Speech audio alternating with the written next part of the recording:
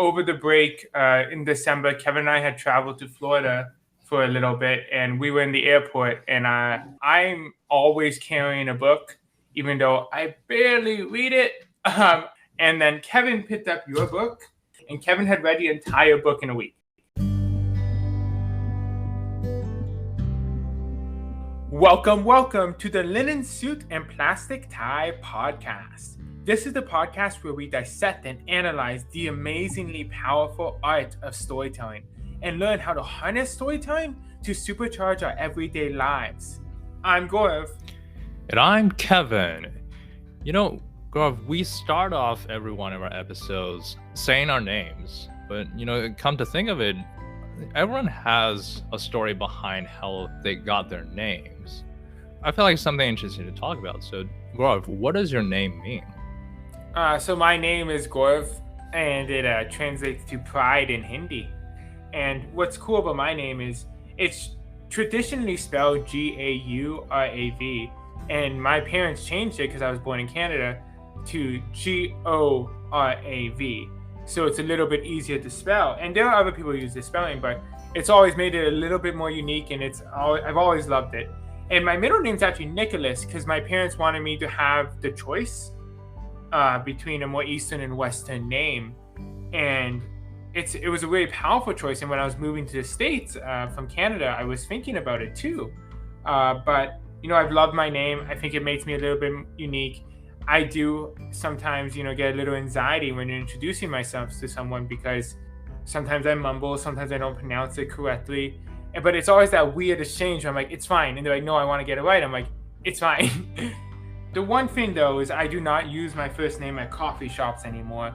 I always use Nicholas because I do not want to have that conversation about how to spell it. And they always get it wrong. And it's interesting because, people have different perceptions on this. And I think people are getting better, and pronouncing someone's name and making sure you're honoring the way they choose to present is so important. And it's a very personal thing, too. For me, I've never really striven to correct people or make sure everyone's pronouncing exactly right. For me, it's about as long as you're putting in an honest effort. Mm-hmm. So Kev, Kevin's not even your birth name. Yes, like you said, I'm only going by Kevin in this country or when I speak this language. My original or my legal Chinese first name is Kai Yuan.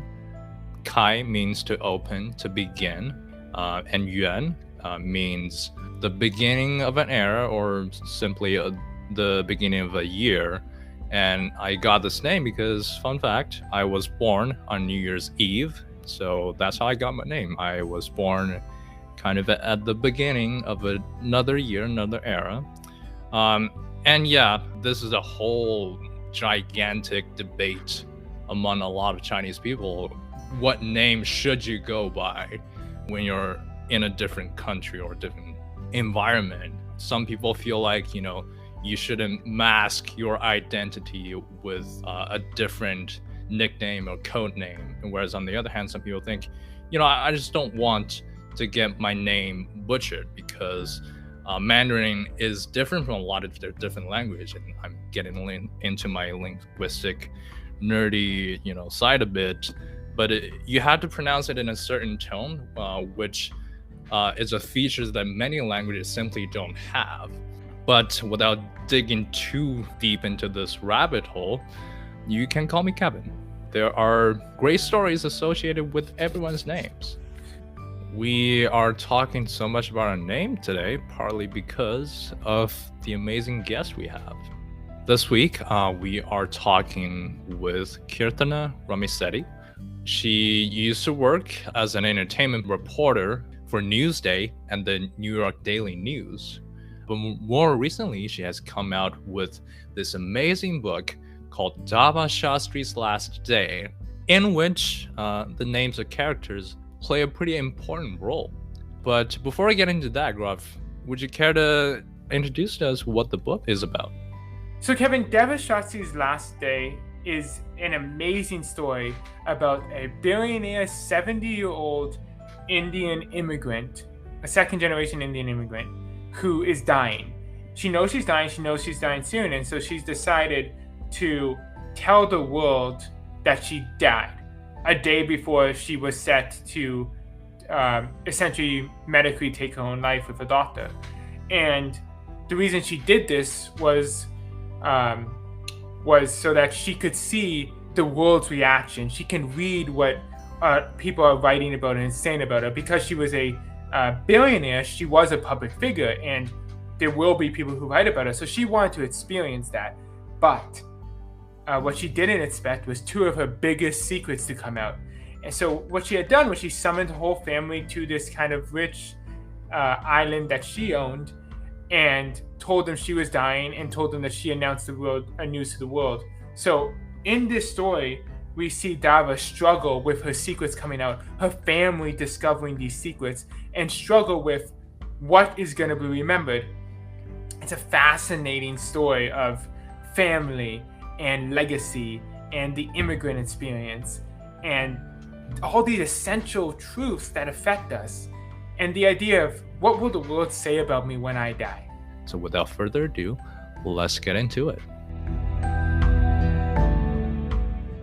Today we're so glad to be joined by none other than Kirthana Ramisetti, who is the author of Dava Shastri's Last Day. We'll get into this very amazing book. You know, I would tell you her story. I'm sure she has an amazing one, but I should really leave it up to herself to tell her own story. So to start us off, Kirthana, can you tell us a little bit about yourself? What is your story? Sure. So I'm originally from Southern California. I grew up in Orange County. I attended UCLA I graduated in 2000. And then I've always had a lifelong interest in books and writing and reading. And I also had an interest in entertainment and pop culture. So those were my two longtime interests. I definitely got to tap into that a little bit at UCLA, where I was a communications major. And then I decided to get my MFA in creative writing from Emerson College. And that became my first experience with actually studying creative writing. From there, I learned a lot of things related to not just fiction writing, but also different forms of writing, playwriting, travel writing, poetry writing, which I think really expanded me as a writer and helped me kind of start my path towards having a career in media and journalism, where for the past, 15 years or so, I've had the opportunity to actually write a lot about what interests me, which is entertainment and pop culture, music, film, books, etc. And so while I was an entertainment reporter, first at Newsday and later at the New York Daily News, one of the tasks we have as entertainment reporters is to cover the deaths of celebrities. And so as part of that coverage, we had to be attuned to the real-time social media reaction anytime a notable figure passed away. And so each time I saw that reaction, and the people who respond with shock and grief, and also posted fond memories of this person, and just that kind of the communal commiseration that happens in social media anytime this news kind of breaks, I always have this thought in my head, which is, do other notable people see this reaction and wonder what will be said about them when they pass away? And it was just kind of this curiosity I always had in the back of my mind that never quite went away. And then a couple of years ago, I decided to move away from journalism because I got basically burned out. It can be a very hard, challenging career.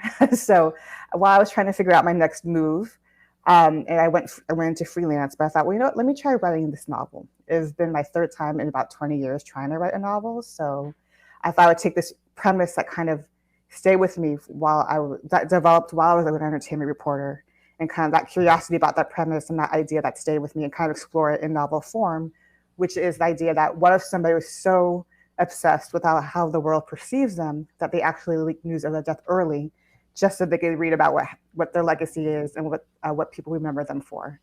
And that was kind of the birth of my debut novel. Yeah, that's amazing. Well, as I mentioned, we loved it. We both have our copies here, and as you can probably see, I've read it. It's just full of sticky notes and full of comments and full of just like, I was obsessed with this book. And it's funny because I'm not a big reader, as I mentioned. I really don't read fiction. Very rarely, and it's usually a school-related reason in the past. But I've been telling Kevin I've wanted to get more into fiction. So when he kind of said you should read this book, I was like, wow.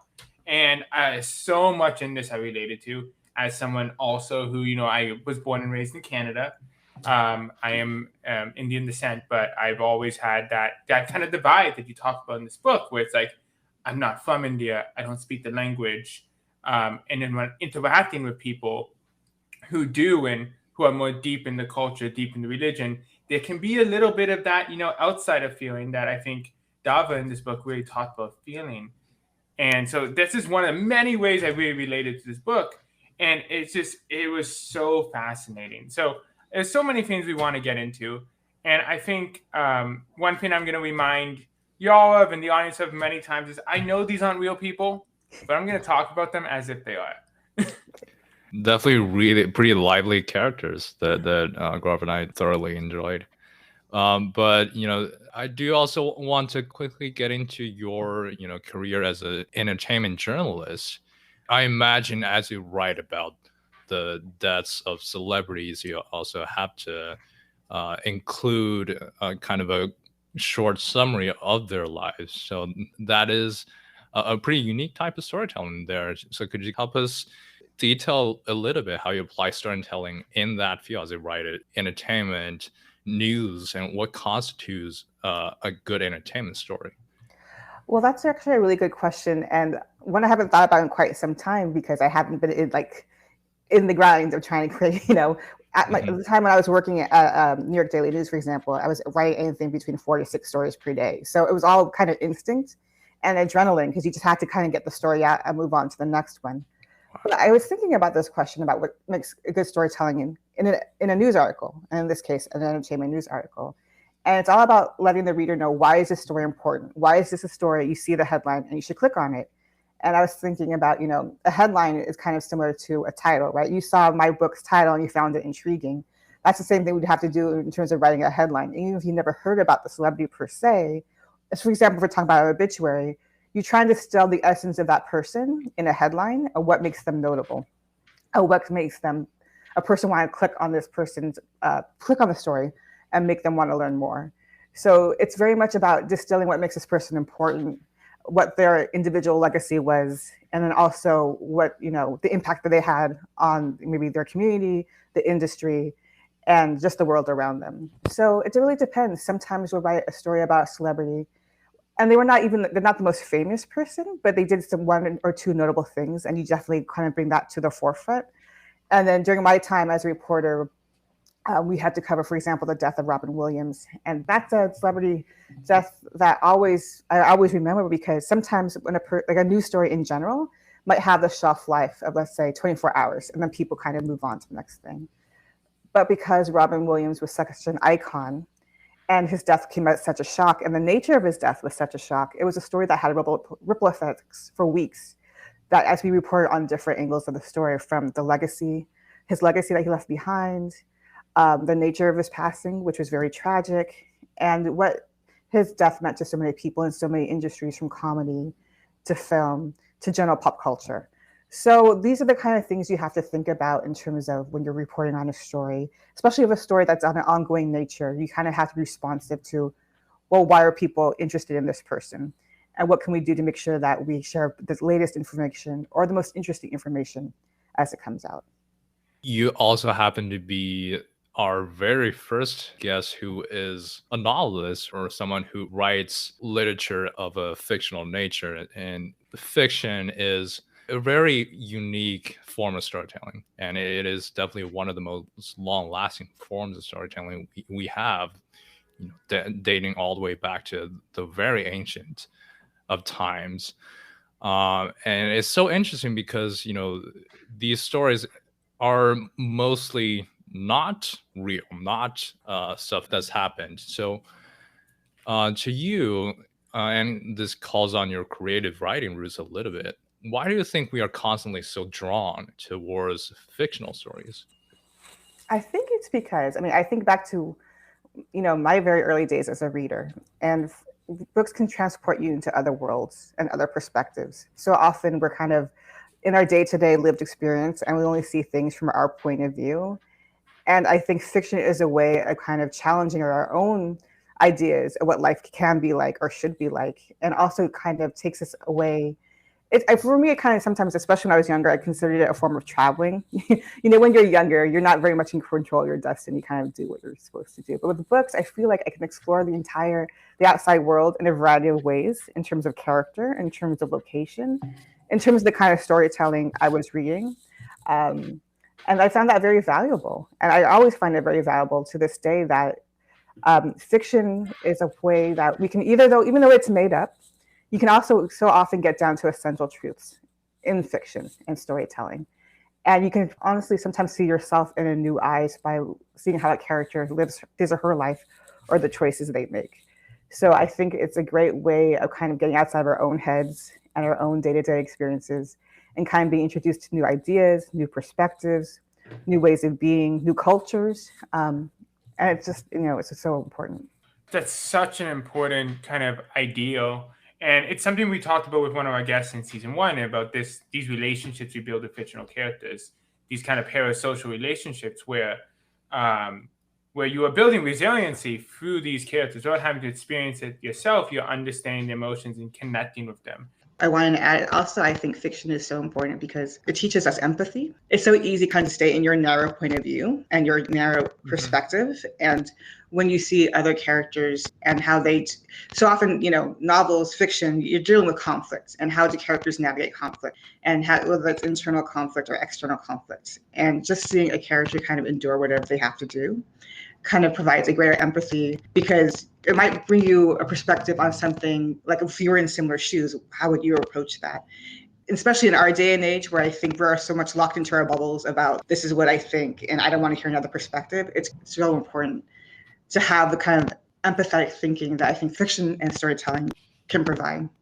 Do you see that parallelism between, fictions and kind of the stories of the rich and famous in that regard? Because to the vast majority of the population, the life of a celebrity or a singer or actor or a performer is kind of so far removed from our day-to-day lives that it almost is fictional. Do you see, why do you think people are fascinated by the stories of rich and famous? Do you see that parallelism, or do you think there are other reasons on top of that? I think it's kind of twofold. One, it's definitely, it lets us into a kind of world and a lifestyle that we will never have access to. And so there's always going to be a curiosity about how people live in terms of the luxury and the privilege that they have. And it's always fun to see. Right now, for example, I'm watching The Gilded Age. It's a lot of wealthy people, opulent clothing, luxurious homes. And when am I ever going to see something like this in my daily life? I'm not. So I love having that window, into that period and to what the fashions were like and decor and the architecture, etc.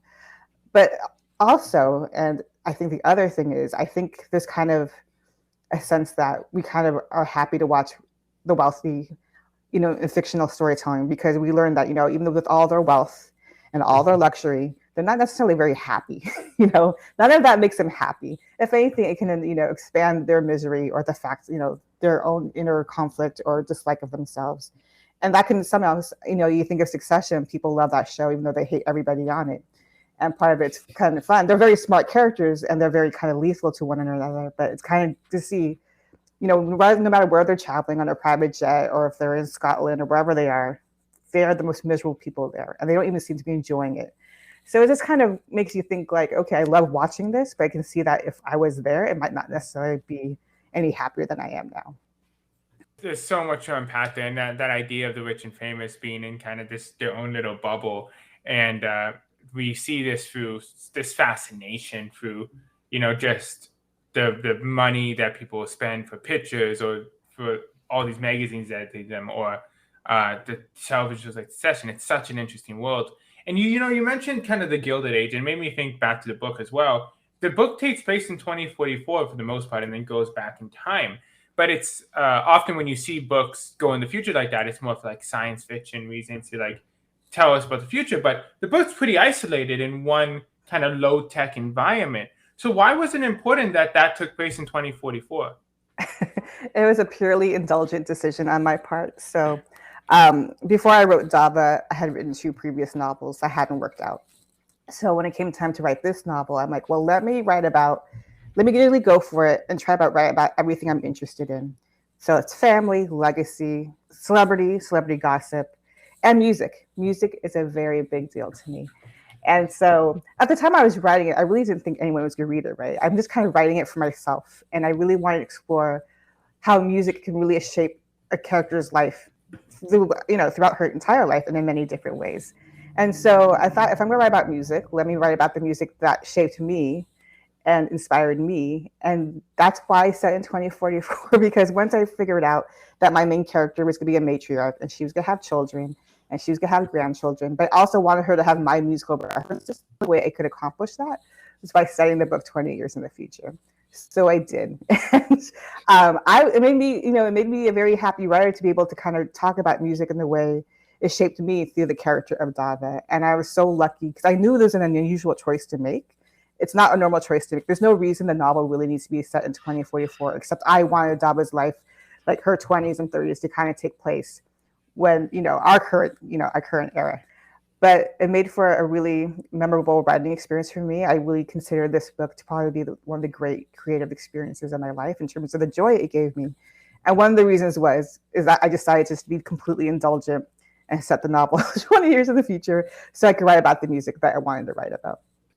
Another very important element in the book that I relate a lot to as well is the meaning of names of a lot of these characters. You really made sure to explain, the meanings of Dava's as well as every one of her children's names. Why did you do that? Why is it so important that we know what their names mean? I think it was something that came very organically out of the storytelling. One of the first things I decided about my main character, Dava, is that her name would be misspelled. And partly that's because my name was also misspelled on my birth certificate, so that was what inspired it. But unlike Dava, I did not embrace the misspelling. I decided that my character would. And her inspiration would be Oprah, because I love that story that Oprah, her name was misspelled on her birth certificate, and she embraced it, and now she's the only Oprah in the world, and that name is a signifier that means so much, has so much significance. And I feel like Dava would be kind of person who always had a very, not the high opinion of herself, but she always knew she wanted to do very important things. And a part of that would be having a very memorable name that kind of was her brand, so to speak. So her name was deeply meaningful to her. So if her name was going to be so important to her, then that means her children's names were going to be perhaps even more important than her own. And she would put a lot of thought into each of her children's names. And so originally I was only going to really discuss in the novel the origin of Kali's name, Arby's name, and Rev's name. And then I'm like, well, if I'm doing those three names, well, I have to do Sita too. Like, I can't leave her out. Her name is also important. So that just became a natural part of the storytelling, and also became a very important thing for each of her individual children to understand better the relationship to their mother and what her life story through the way she chose each of their names. And I found it become a very compelling part of Dava's story and how her children get to understand her better and understand she truly does love them in a way she might not have always communicated well throughout her life. Yeah, it's really interesting. I know that this book's been compared to Succession a bunch, and I think it's just an easy comparison because a lot of people have seen it.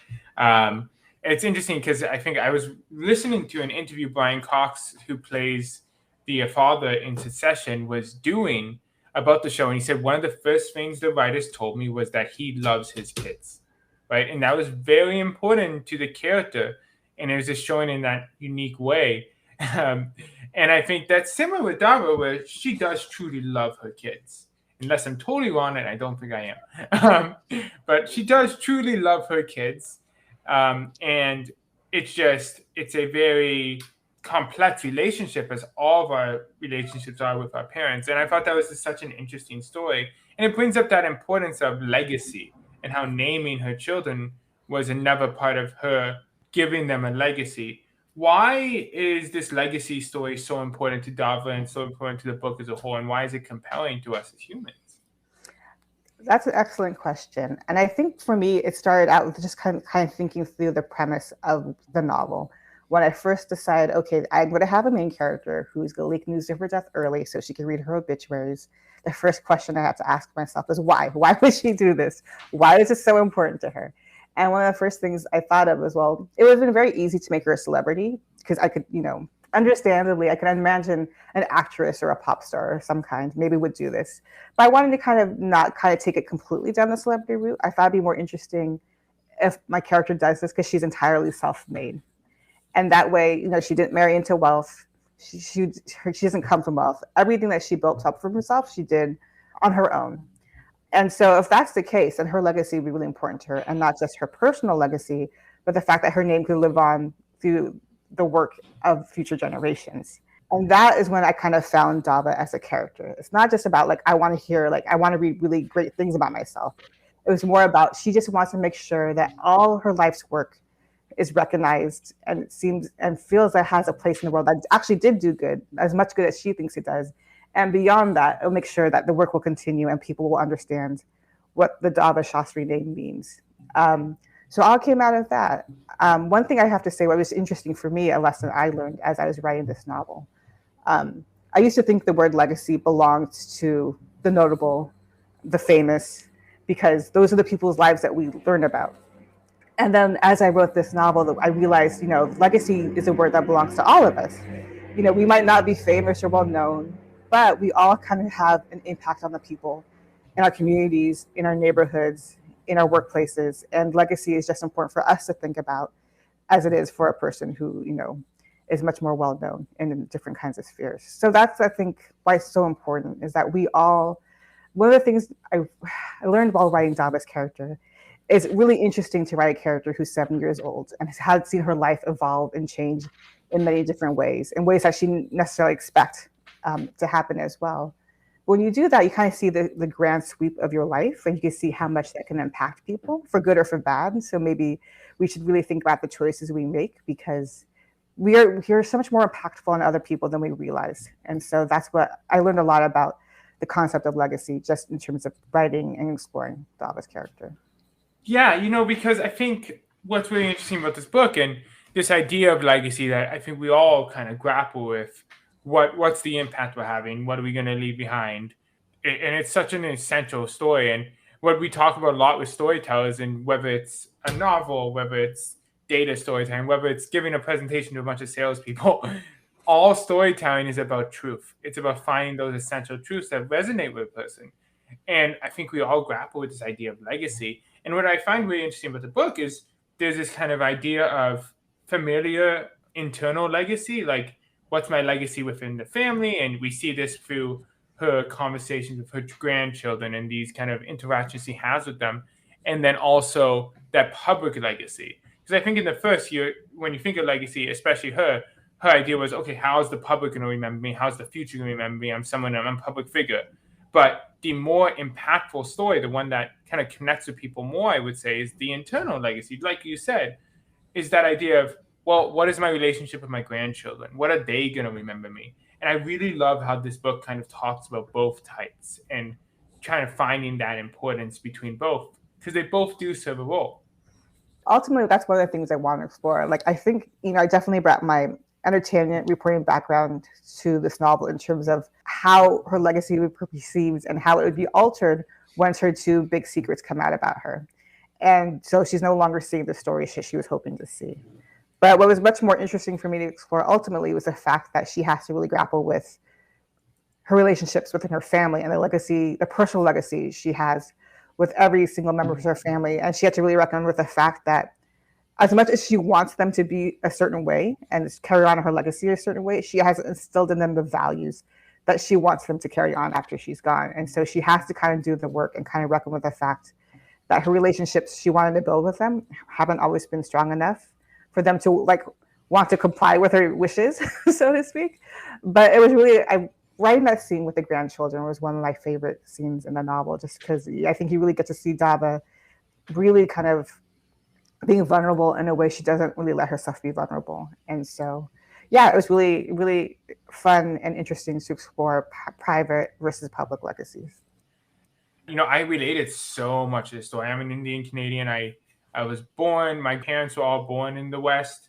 I think that makes me second generation Canadian. So there's this interesting kind of paradigm in this sense where legacy for immigrants is so important because, my grandfather, he immigrated this country. started a company, and now all my adult family works at this company, right? So a lot of like there's a lot of like connection points with this book, and it's so interesting from that kind of, I would say, at least in my story, right, this immigrant experience where it's like how important it is, how hard our grandparents worked to get to this country, to make a life, to leave us better than we were, how hard our parents work, and kind of carrying that story, I think, is really emphasizes that importance for legacy as immigrants. So I would love to talk about the South Asian representation in this book is so important. How important was representing South Asians in this very accurate, very relatable way to you, and how did you go about that? That was a long question. No, I get your point completely, because one of the first things, once I came up with the idea for this novel and I decided to commit to writing it, I never crossed my mind the character was always going to be an Indian American woman. It just was. And one of the reasons for that, besides the fact that I'm also an Indian American woman, is that when you think of a premise of a novel like mine, you probably think, okay, probably a white man would be at the center of this story. You're not thinking a 7-year-old Indian American woman at the center of the story, because this kind of story is about South Asians and Indians and Indian Americans. We're generally not at the center of these kinds of stories. And so it was really fun for me just to be like, nope, this character is Indian, she's Indian American. And something that you touched on earlier is the fact that, like you know, my parents moved here, and me and my brother and sister were born here. My parents moved here from India in the 70s. And it was really interesting to explore the fact that, yeah, I don't know my native tongue. I'm not super religious, but I do carry the values of my parents, and they're deeply important to me. And the thing you were talking about, being children of immigrant parents, like, we always want our parents to be proud of us because they work so hard to bring us here. And no matter what our individual differences might be, at the end of the day, we just want to make them proud. And so that's the pressure that Dava feels, even though she might not always feel the most connected with her culture. I purposely made her an only child who has no connection to her relatives in India and grows up in a largely white town, because I really wanted her to have this isolation and kind of throughout her life, kind of not always knowing her connection to her culture, except that she feels very connected to it through her relationship with her parents, and how much they were invested in her success, and everything that she was doing as a child and then as an adult, if that makes sense. That makes so much sense. And I think this idea of like culture for your connection for immigrants to your parents is so important. Like we talked about, I don't speak Hindi. I took it for a year at UCLA because there was a language requirement that made my grandparents happy. So I took it for a year, but I don't speak Hindi. But I am, I would say, a lot of the values of kind of different cultures that although I don't speak the language, and when I go to religious events, and I feel connected to the religion and the culture through the values my parents impart, less so kind of the messages that they're saying to me, or the connection to community is more about the values that my parents imparted me and the lessons they teach me, even if it's in English, right? So I think that's such an important part of culture, where I feel like there's a lot of fear about, if you don't speak the language, that you're losing it. But it's more about, in my mind, transforming it and connecting in a different way. Right. I think we all have to sort of figure out our own relationship to our heritage and our culture, because I think so often, especially in pop culture, like, because for so long there are so few representations of South Asians and Indians in popular culture. I remember personally, I mean, I love the movie Bend It Like Beckham, for example, when it came out, but everybody assumed that was my life because it was the only thing they were seeing on film that was like, oh, Indian people, and marriage is so important, and it is. Trust me, marriage is very important in Indian culture. But everything that happened in that movie, people just assumed, okay, that's your life, and it's not my life. For one thing, I'm South Indian, which is very different from being North Indian. And so one of the things I really want to portray in this novel is that Indians, and being an Indian person or being an Indian American person, we're not a monolith. We all have different experiences. And the way we grow up and the way we were raised very much impacts who we are. And so that was one of my goals with this novel too, because so often I think there are certain expectations of what a South Asian novel is supposed to be like in terms of cultural conflict, an emphasis on marriage and arranged marriages, the quote unquote meddling aunties, which are all viable and they're all fun. I love them all, but I just kind of wanted to do something different and kind of explore another way to tell a story about being Indian American in this country and how important it is to my character and how it shapes her. That's very different from kind of the other storytelling I saw. Yeah, because it's such an important part of the stories, and we've talked a little bit about representation on the show, but we haven't dive as deep as we would like to. But representation in the writers' rooms, in the creation process, is so important because it allows you to tell more authentic stories. And like you said, we're not monolith. Like we are just so many different kinds of Indian people, so many different kinds. Whether it's the immigrant, the person move here at an older age, growing here, so many different types of that immigrant story. And South Asian representation is also just like such a crucial thing, and we've come a long way since Approved from The Simpsons. But representation is so important because it allows us to tell more complex and compelling stories instead of the flat kind of Indian best friend. So I think that was really interesting about the book, where it's like it's not a story that to a non-Indian person would be unrelatable. Like it's still a really extremely great book, but as an Indian person, I saw those connections. Like Kevin and I talked about how he read this book and he recommended it to me. Yeah. I totally. Yeah, non-Indian Exhibit A. But yeah, I mean, even as someone not from Indian descent, there are a lot of cultural elements in this book that I found really, relatable or really resonating with me, particularly with, the meaning of names and the idea of close family ties. I am Chinese. I'm from China, born and raised.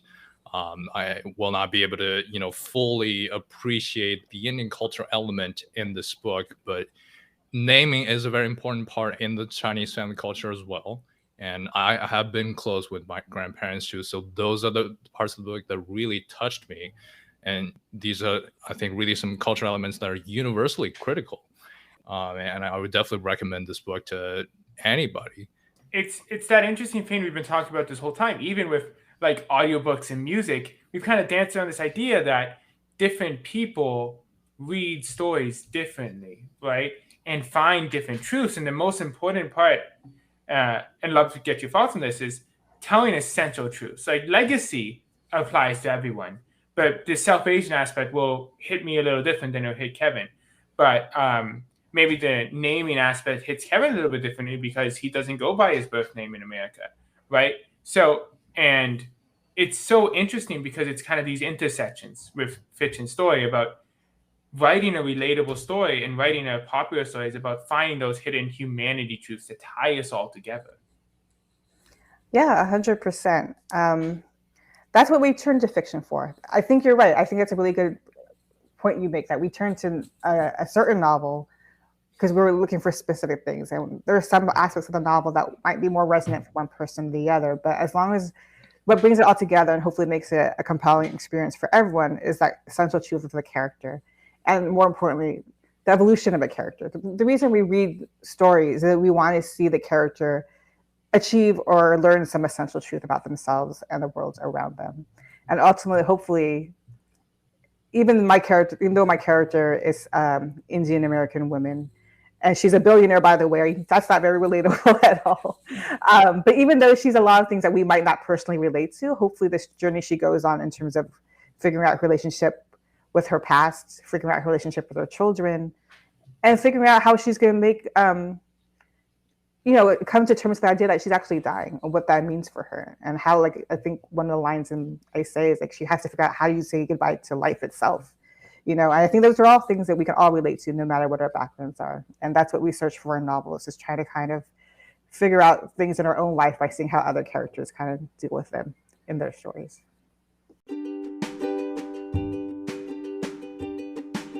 To close out every one of our episodes, we have the segment called Suspenders.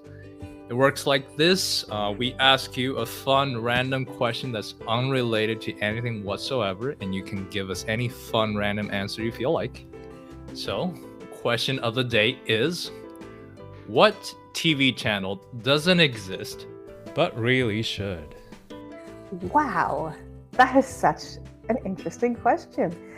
For me, sometimes what I do, and maybe this is a little embarrassing to admit, you can go down these YouTube rabbit holes where you can find programming from the 80s or the 90s, and just be like chock block of programming, including the commercials. So it's kind of a really good way, kind of like you could time travel back to a certain era. So maybe like a channel that would just specialize in programming from previous years, or you can kind of remember what it was like to live in like 1984, for example, and be immersed in all the news and pop culture from that time. I think that might be kind of fun and interesting, and I don't think that's on the air completely. I love that idea with the old commercials and everything. I know I'm a big comic book person, so when they release old reprintings with the actual old ads, it's just so interesting. And it's such a weird framing thing and storytelling thing in itself, where it's like, it pulls you right back. Because like if I'm reading a really old comic book and then in the middle it's like an ad for Netflix, it pulls you out of it. Right. So I think that's a really cool idea.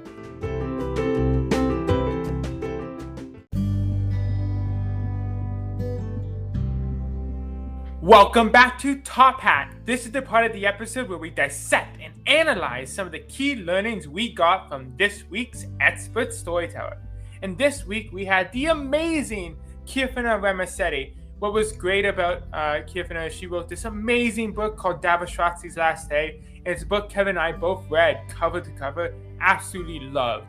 So although we only had a short amount of time with her, we were so excited to dive deep into her storytelling style and this just expertly written book. And you know, one of the really cool things we got to talk about in our first learning for this week's Top Hat is the idea and importance of fiction. You know, fiction plays such a key role in our lives.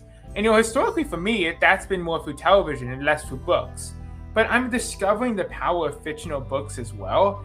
And because it's beautiful. It's such a key part of what we talk about on the show, the ability to create worlds, to create stories that tell essential truths.